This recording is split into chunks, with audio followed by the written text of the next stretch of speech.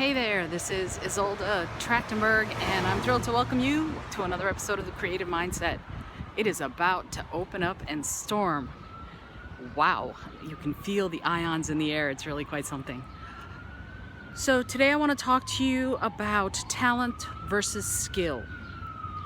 In yesterday's episode, we discussed that feeling of being really good at something and not even crediting yourself with being good at it. You're just good at it and you think, everybody can do this. And then sometimes you'll realize that's just not true. Not everybody's good at it. And in fact, not coming this way. In fact, not only are they not all good at it, but to them, what you can do seems downright miraculous. If it's an innate thing, if it's something that you are just amazing at without even really trying, chances are it's some sort of a talent. Honestly, I don't know if someone like Meryl Streep had to do a lot of craft building in order to have that innate something that makes her be able to disappear into her characters. She has the talent for it. She's able to do things that the rest of us just boggle at. Your Albert Einstein, your Mozart, they had talent. They were innately capable of doing things the rest of us boggle at. Now, did they have to build some skills? Probably, sure. For example, Einstein was terrible at math. Well, he was terrible at arithmetic. He wasn't good at it because he was thinking such higher, loftier, more in-depth thoughts that doing plain arithmetic was not of interest and was therefore kind of boring. So the talent he had to be nurtured, and he had to spend a fair amount of time not doing the thing he was great at because he had to do things like build the skills to support himself and his family. So what is the difference between a talent and a skill?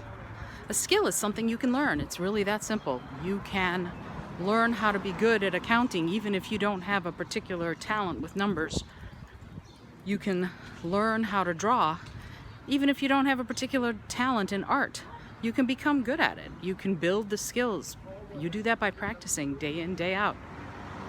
Am I an innately talented guitarist? No. I can be honest about that.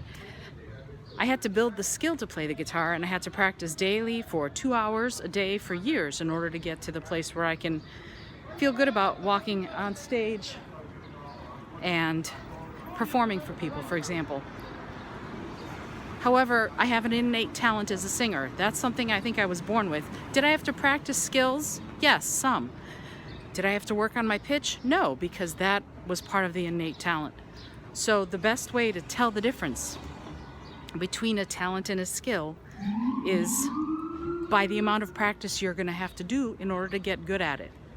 You might have to go to school for it, for accounting, for design. Now, you might have an amazing ability with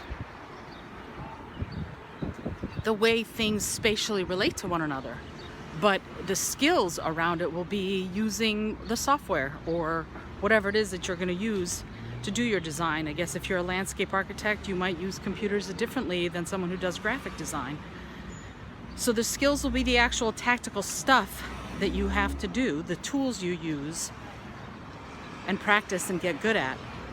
But the talent below them or beneath them is spatial relations, conceptualization, being able to visualize. Those are the talents.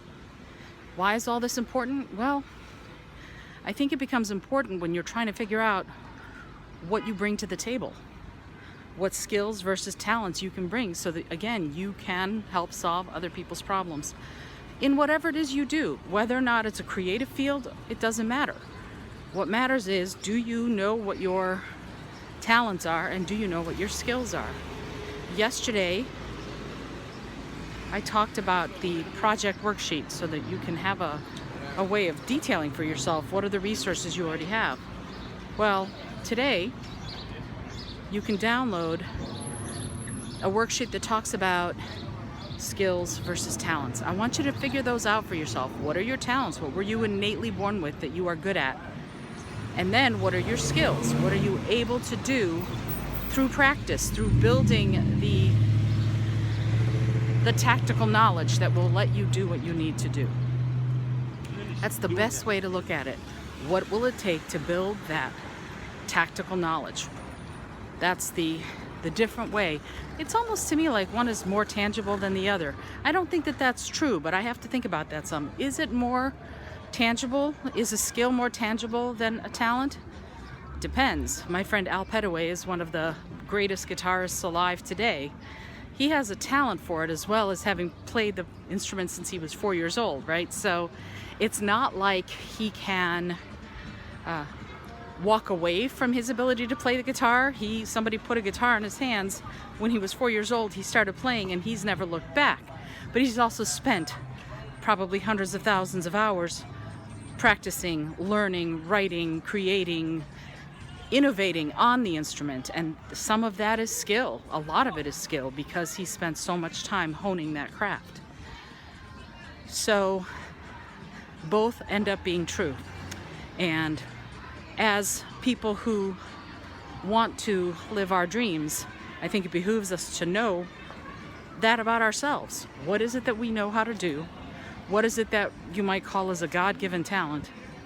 And what is it that you build as a skill so that you can create the life you want to be leading? I hope that you've enjoyed today's episode. My name is Isolde Trachtenberg. My neighbors are having a party. I love it. And I hope that you are getting to live your best and most creative life. Until next time, I'm sending you my love. Oh, and go to isoldet.com/skills and talents, and you can download that worksheet.